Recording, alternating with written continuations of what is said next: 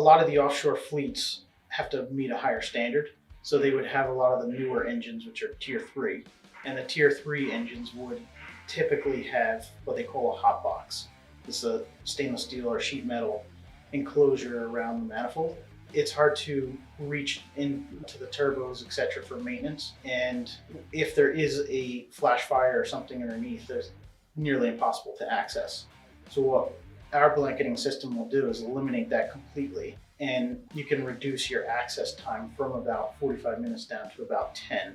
The engine service provider indicated to me after the visit, he said it would take 2 people, 2 man-hours each to remove and reinstall a hot box. And he says, from what I've just seen here, one person can access 1 turbo for servicing or repair in 10 minutes.